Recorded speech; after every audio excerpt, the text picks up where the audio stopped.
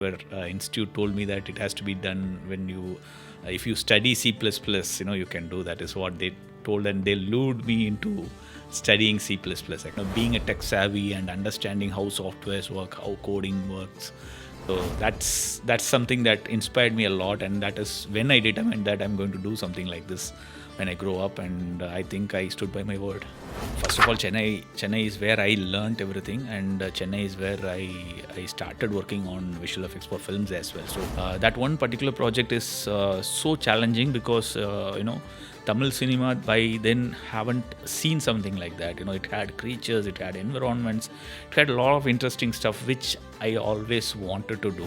So I think creating more entrepreneurs is what needed at this moment. More than certain things, like more than skill sets, there are certain things that you should learn. That is self determination, discipline, and more focus on what you do. AI can never replace an artist. Welcome to the Guidance Podcast, your window into the state's investment landscape, industrial growth, and innovation ecosystem. We explore the latest developments, success stories, and opportunities in Tamil Nadu, with insights from industry leaders, policymakers, and experts shaping the state's future. Welcome to the Guidance Podcast, where we bring you conversations with leaders, innovators, and changemakers that shape Tamil Nadu's growth story.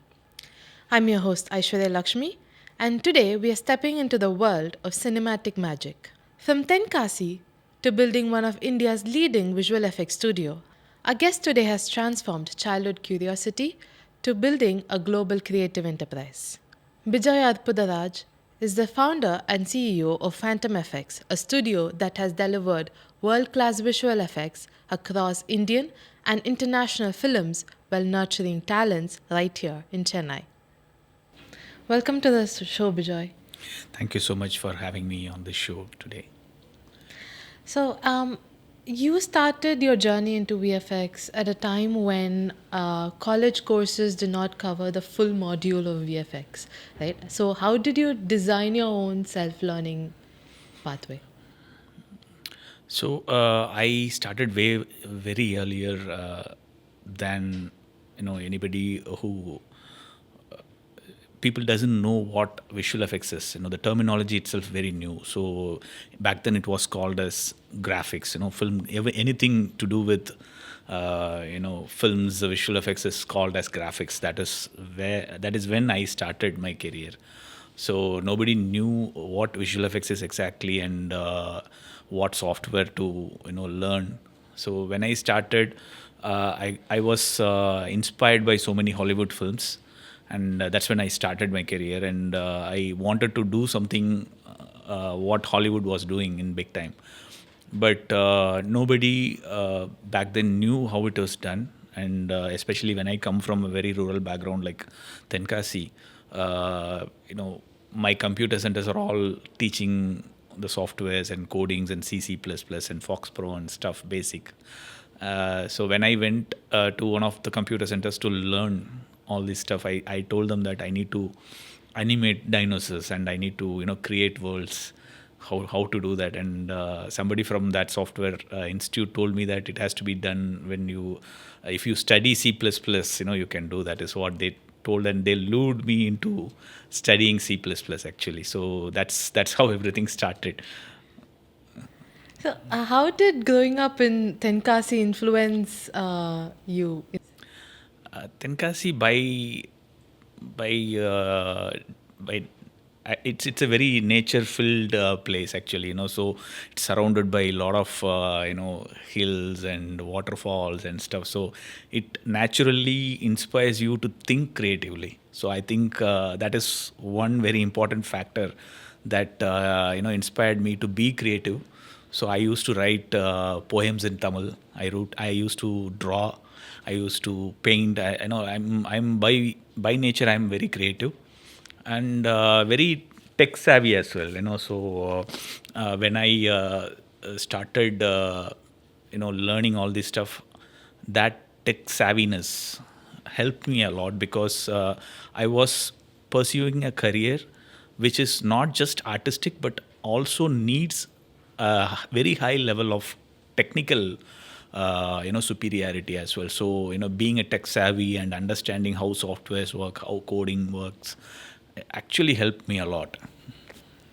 You talked about how Jurassic Park, the movie, influenced you. Was there any other such cinematic references that pushed you into that journey of VFX? Yeah, I've told this in several interviews, but it's the same story. I cannot change it. So, of course, like when I was doing my ninth or 10th grade, like I was taken to this film by my school, the film called Jurassic Park. So that's when I got inspired, I should say. So everything changed from there. So when I saw that film, it's like a miracle, bringing all those dead animals and walking. So I decided back then that I'm going to do this when I grow up. So even my brother, even now, he says that I've told him back then, it seems. So like when I grow up, I'm going to do something like this. So that's something that inspired me a lot, and that is when I determined that I'm going to do something like this when I grow up, and I think I stood by my word. Yeah. And when you decided to build PhantomFX, you chose to build PhantomFX right here in India, in Chennai, rather than moving abroad. What made you make that decision? That is, Chennai is first of all, Chennai is where I learnt everything, and Chennai is where I started working on visual effects for films as well. So that made me more comfortable, first of all, and speaking Tamil and being a Tamil, I really wanted to do something from our place, which where I am very comfortable. So I think that is the first reason I chose to start something in Chennai. And back then it is like very small setup. I had like four people working for me. So I brought in people from Tenkasi. I trained them, and I brought in people who worked with me. So everything is like it's here, available here. So I didn't think of going outside and do something. Do you remember your first breakthrough, the moment? Okay, so I would say my first breakthrough, that is when I realized myself as a leader, and when did I realize that I have such a potential to do something like what I am doing right now is it started with a project called Ayrathil Oruvan. So that is one project that I was technically leading. So I was the CJ lead for that project, and so everything creatively, everything technical solutions, and everything has to be taken care by me. I was working with another company back then, and that one particular project is so challenging because Tamil cinema by then haven't seen something like that. It had creatures, it had environments, it had a lot of interesting stuff which I always wanted to do. So, but the team size that was given to me was 30 people. So that like when I started, it was like 15 people, and that project had a very very small budget.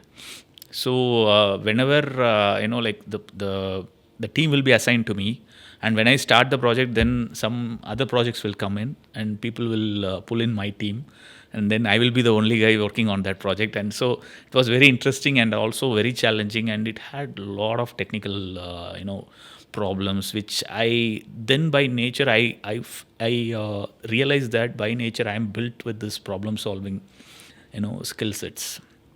So anything that came through with that project, I was able to break it, and I was able to figure out solutions for it. I really understood so many things when it comes to visual effects because of that project actually. And when I completed the project and after the release of the film, I got such a confidence that I can do anything in my life, because it was so complicated. Nobody thought that I will be able to complete that film and deliver it. My boss said that if you finish this project, it's going to be a great milestone in your career, and you will be doing wonders, is what he said. So maybe he's a prophet, but I'm really doing something that is meaningful for me now. Wearing many hats, you're saying that that changed your leadership, right? So how do you bring that leadership that you learned into your everyday? See, being a leader is not just about you know bossing around is what I believe. So I don't boss around people. I really want to lead by example. So that's what I did when I started the company. It's a very small team, but I used to sit in every department. I used to work with everyone, and of course, when we start, we have to do that. But even even 4 years before, I used to sit with artists. I used to work with them. I used to give corrections, and so I think that is what you have to lead with example is what I would say, because people are looking up to you. Uh, I think even when a fresher walks in, he should know who I am first of all. He should not just know me as a CEO of the company or just the MD of the company. He should know what I am capable of and how I started. So I usually personally interact with everyone. I make sure that they understand who I am, and they understand my vision. And when you are working for an organization, that vision has to be clear, and everybody should know why we are doing this and towards what we are doing it. So I will make sure that people understand that, and I will make sure that everybody are being respected first of all. So that is what I think leadership is all about. And I make sure everybody gets their due credit. I make sure there is a knowledge sharing happening across departments. So apart from the monetary benefits, I believe that is what makes Phantom different from others, and that is what makes a leader a leader. So I encourage people to create more leaders. I often tell them that if you want to grow up in your ladder, prepare someone for your place, train someone for your place, make sure that you have a replacement for yourself, so you can climb up the ladder. So I think that is what leadership is all about. So Phantom FX, and you've worked over 200 films, right? What, in your view, makes a short very impactful?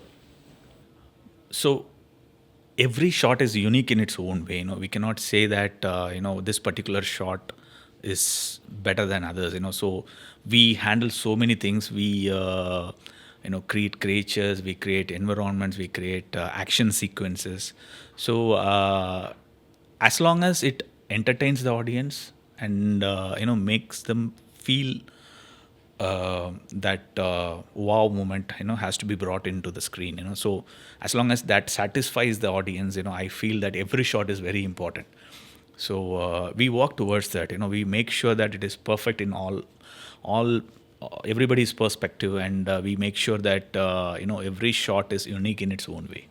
Now that you deliver across Indian and international films, did you ever imagine that scale that you have right now? And how do you feel every time you walk into the studio? See, that is what a vision is, right? So probably I'll tell you a small story which I never told with anybody else in the public forum.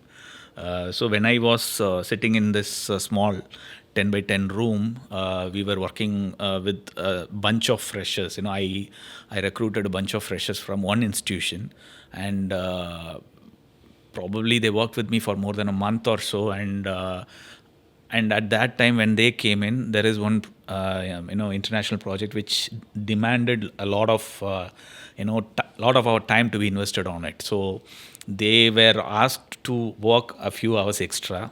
So once that project is done, all this it was a very small team back then. Like I had like around 12 people or something, and these 4 5 guys were recruited from an institution as a freshers.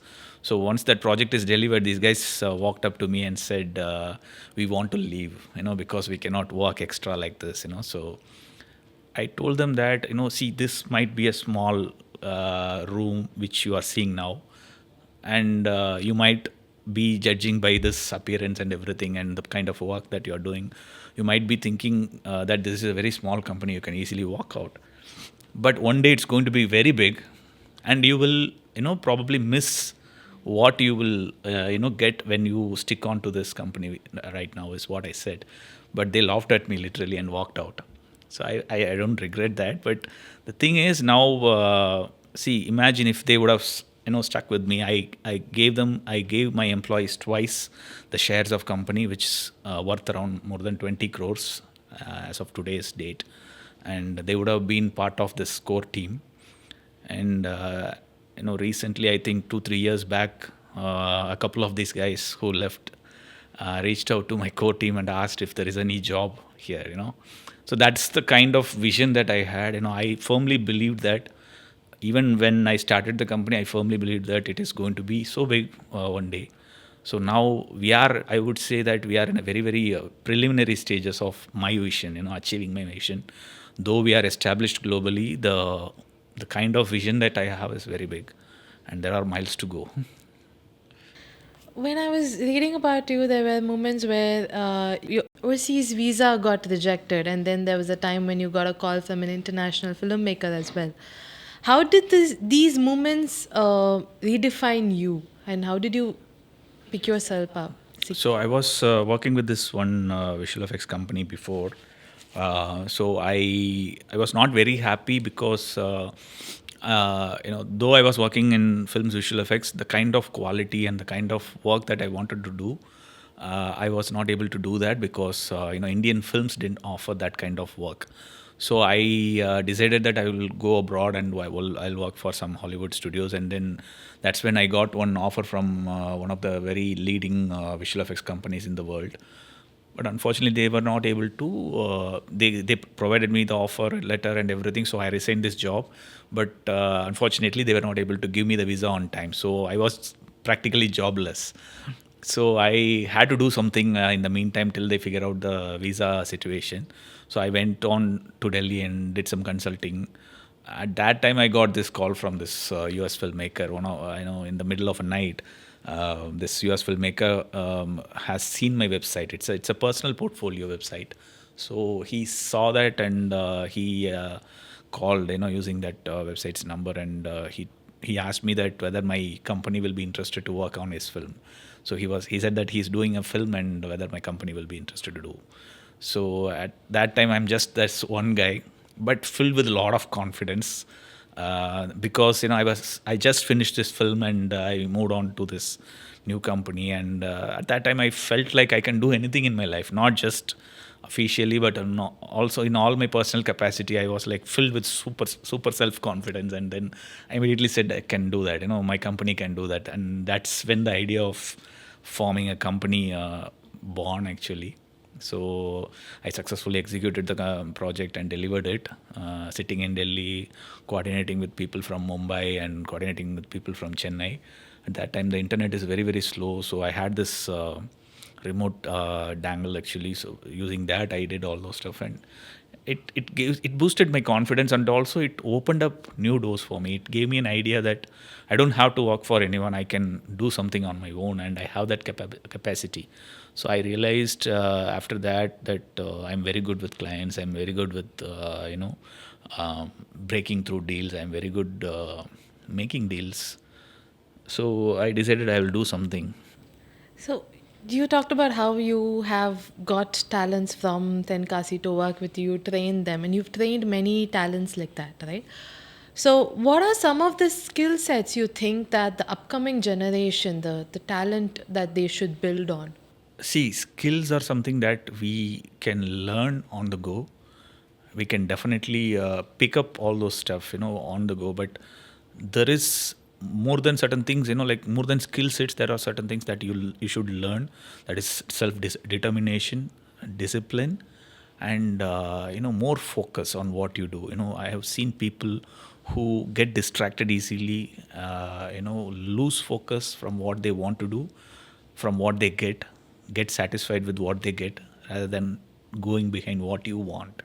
So I think that is what makes you different from others.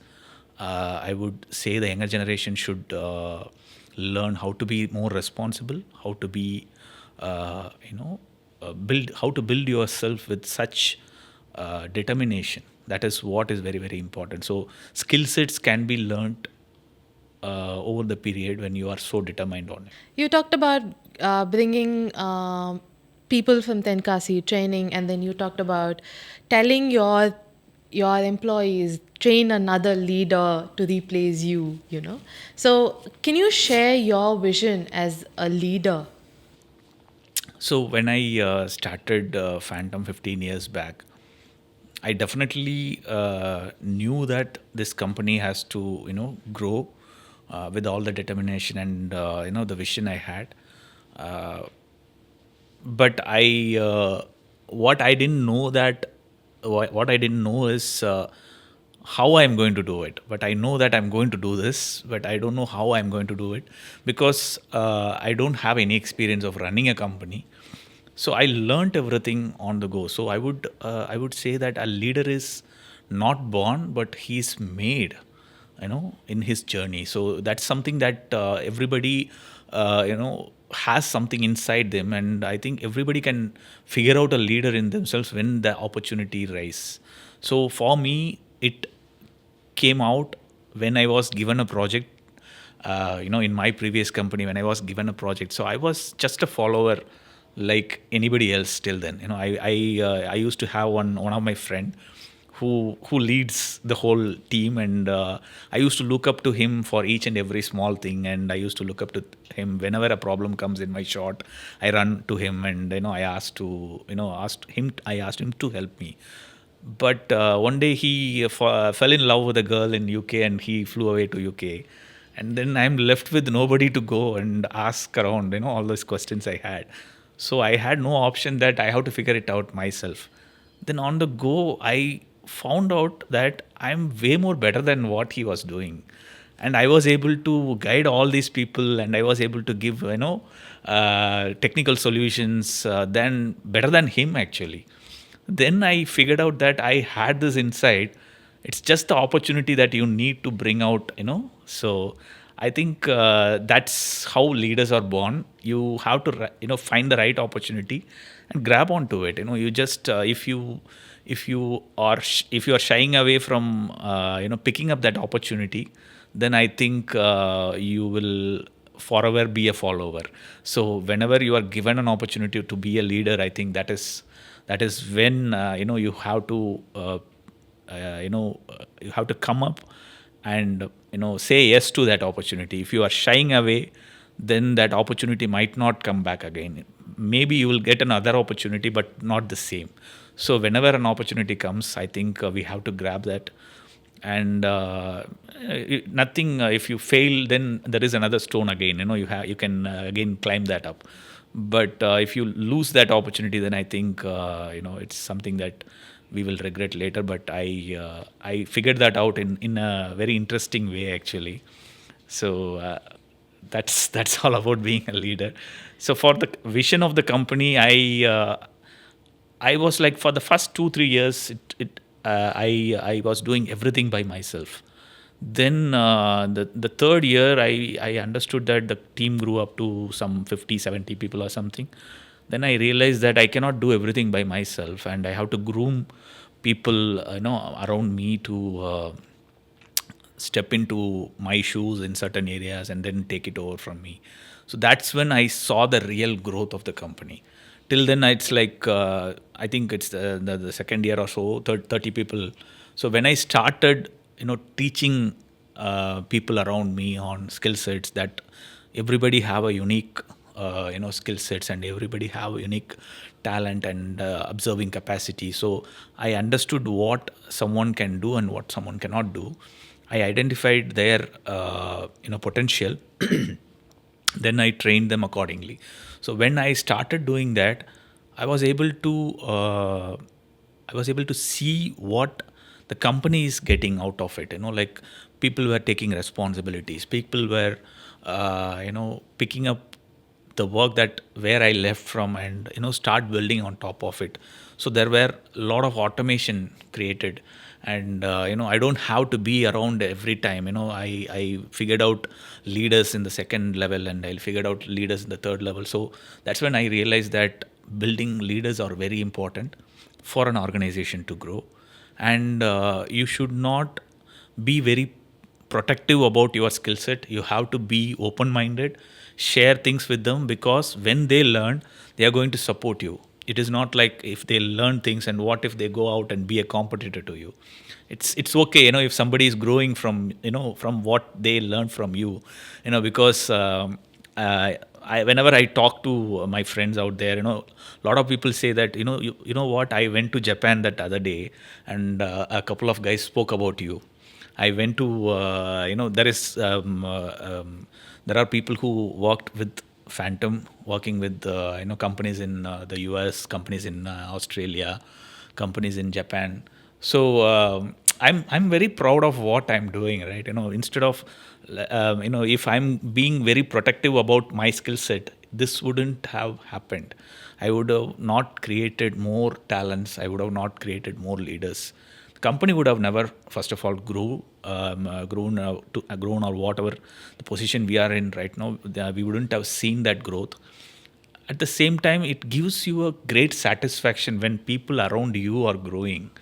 There are entrepreneurs, who have worked with Phantom, who have started new companies of their own. There are, so many VFX supervisors that we have created so far. So it gives you a real pleasure when people around you grow, and they speak about you. So that actually gives me a great thrill, I should say. So you've delivered for both Indian filmmakers and international filmmakers, right? So how different are the work culture in both in the AVGC space, the VFX space? There is a cultural difference, basically between all the countries, first of all. So definitely there is a huge difference when you are working with a person from US, or when you are working with a person from UK. So it really matters that you have to understand their culture, which you cannot do unless you go and live there. So there is definitely cultural differences. So we try to educate our American counterparts that you will be going through this, and we train our people that when you are talking with them, you have to do this simple thing. Like when you say 1,000 rupees, 1,600 rupees, you say that 1,600 rupees. They say it in a different way. They say that 1,600. So when you say 1,600, you won't understand it. So these are all small stuff, but it makes a very big difference when you go there and travel. So everything is different. The culturally they are different, and the way they are brought up is different. They are more focused on being creative and independent. So we are all very family oriented. So everything plays a very vital role. I've seen why, I thought why we don't get a lot of female, interests when it comes to the design jobs. The reason is we are brought in a way that படி படிக்கலைன்னா நீ பாரு படம் வரைஞ்சிட்டு இருக்கிறான் இவனுக்கு ஃப்யூச்சரில் எதுவுமே கிடைக்காது, right? But when you are learning art, that itself can be a career for you. That was never taught to us by our parents, but maybe in coming generations will learn that. But when we grew up, that is what we are told, right? When I am drawing something, probably my parents told me that don't waste time, go and study, is what they would have told. So there is huge cultural differences there everywhere. But Europeans see that differently. When you are into art, they encourage their children. So that is there always. So understanding their culture has been always been a challenge, especially filmmaking. It's more of a cultural thing. So that really plays a very big challenge actually. So we are trying to educate our people whenever a work comes in. The creative team sits with the artists here. We also include our, if it is an international show, we also include our international supervisors. They will try to teach them, what needs to be done, and what's the perspective of looking into all this work, and what the director might be expecting. So there is so much to learn, I would say. We are working on it. So what do you think now that Tamil Nadu should do? Tamil Nadu's ecosystem, the AVGC XR ecosystem, what do we need to build that ecosystem here? Tamil Nadu's ecosystem is um it's very good by its nature. Like we have a lot of opportunities here, not just not just talent pool, but also a lot of opportunities. Government is taking a lot of initiatives. I would say we should focus more on creating more entrepreneurs than just creating skill sets, because when you create more students, where will they go and work? Right, they will be going out. Of course, we have to go out and learn so many things, and there should be better opportunities outside, but not everybody can go out and work for a foreign company, or go out and work, right? So I think we have to focus more on creating more entrepreneurs, not just visual effects. There is a lot of opportunities when it comes to AVGC. Gaming is 10 times bigger than visual effects and animation together. So there is a lot of opportunities for everyone. Create your own games, market it, and it has so much potential actually. So I think creating more entrepreneurs is what needed at this moment.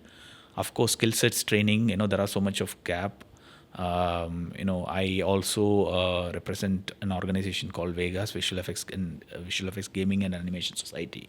So through that, we are working along with a lot of institutions and NGOs to educate students and develop their skills. So um, such initiatives really help to increase skill sets and improve students' capacity.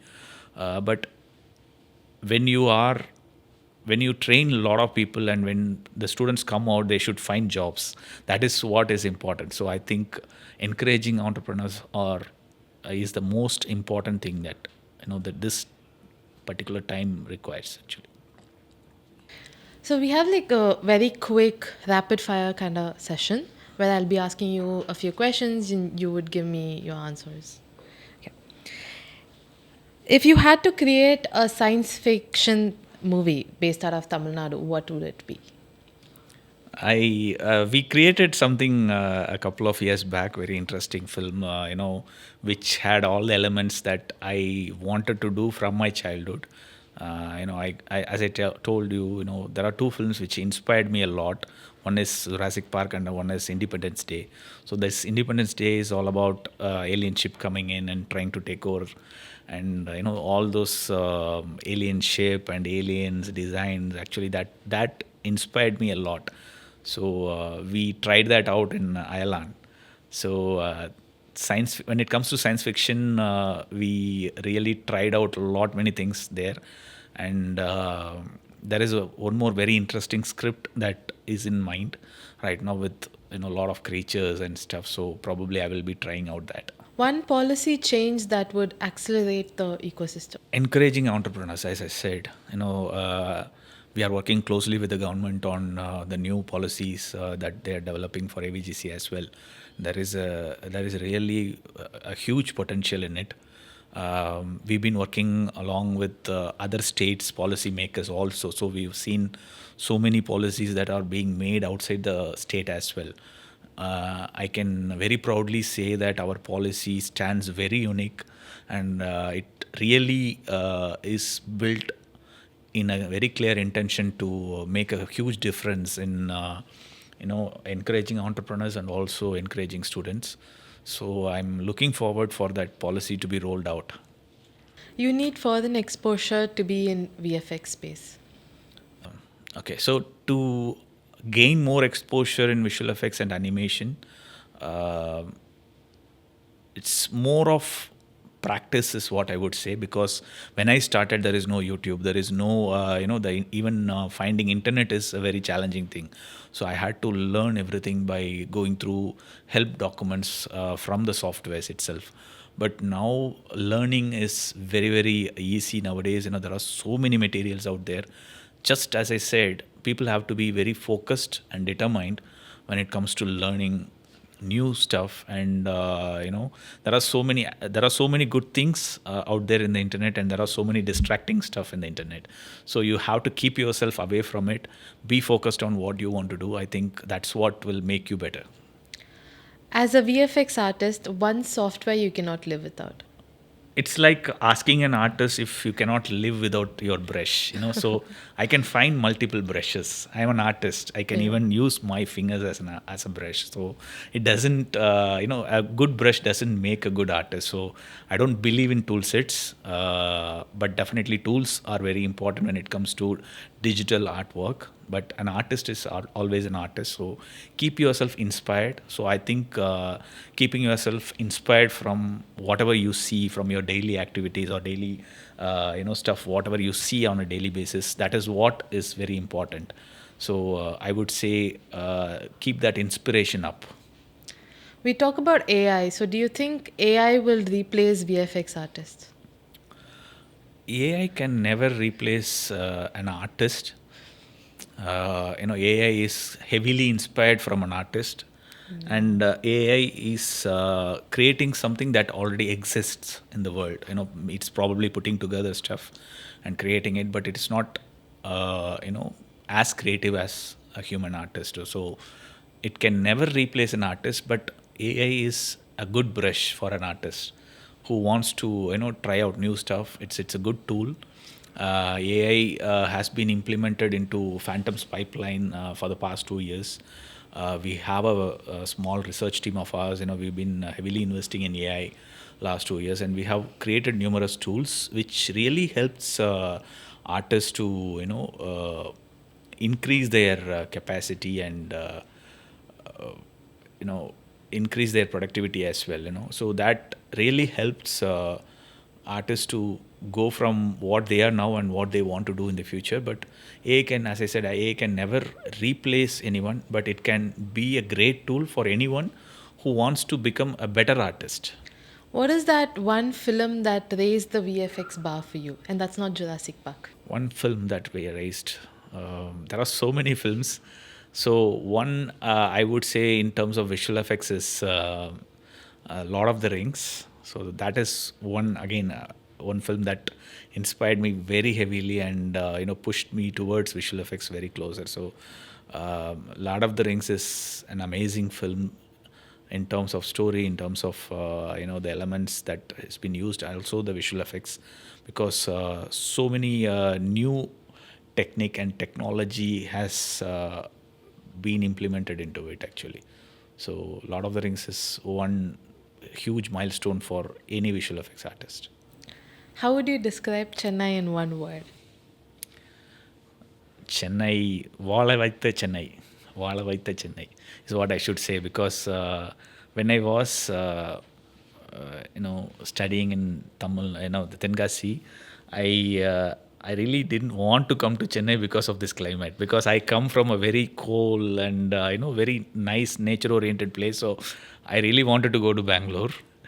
But when I started my career in Chennai, then I realized, so many other things that the other states don't have, and what Tamil Nadu offers us and what Chennai offers us. So I would say, Enai vaala vaitha Chennai. What is that one quality you think in VFX artist must have? One quality for visual effects artist is you have to be a filmmaker.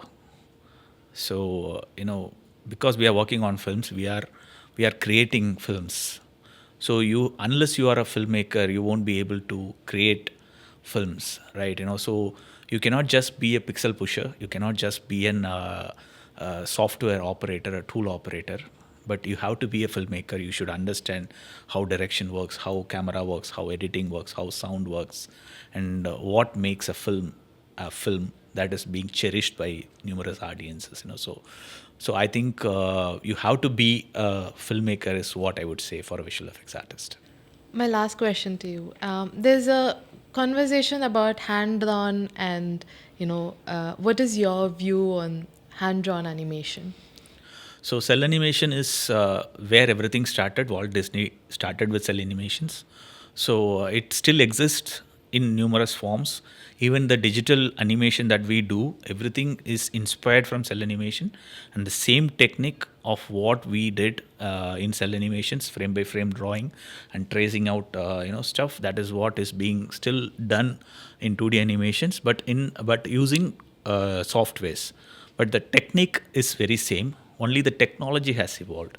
So I still insist on all of my employees, and also whenever I go and talk with students, I tell them to understand and learn the history of cinema, because whatever you are seeing right now is all an upgraded version of cinema, 100 years back. So unless you know the origin, you won't be able to create this new era of new cinema that this new era requires. So knowing your history, the roots of your history is very, very important. Thank you so much, Bejoy, for sharing your wonderful insights and your experience in the sector. Thank you so much. Thank you. Thank you.